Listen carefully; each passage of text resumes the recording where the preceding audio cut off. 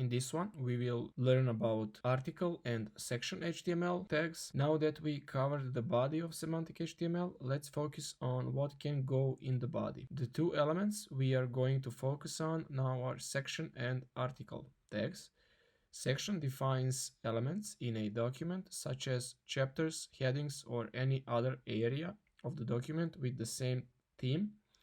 For example, content with the same theme, such as articles about cricket, can go under a single section. A website's homepage could be split into sections for the introduction, news items, and contact information. Here is an example of how to use section. You see, in the code above, we created a section element to encapsulate the code. In section, we added a h2 element as a heading. Okay. The article element holds content that makes sense on its own. Article can hold content such as articles, blogs, comments, magazines, etc. An article tag would help someone using a screen reader understand where the article content, that might contain a combination of text, images, audio, etc., begins and ends. Here is an example, and let's see. We have the section, one of the sections on the page, and then inside of that section we have the article tag. Let's see, in the code above, the article element containing a fact about cricket was placed inside of the section element. It is important to know that a section element could also be placed in an article element, depending on the context.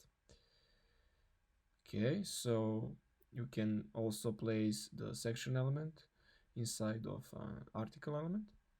And let's see the instructions. In the code, find and replace the div element with the ID of section, and it is right here with the section tag.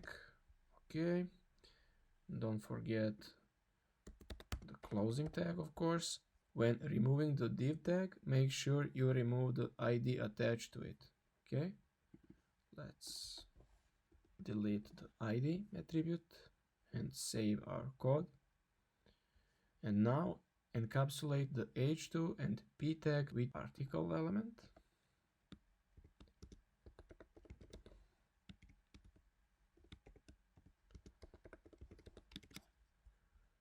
Okay.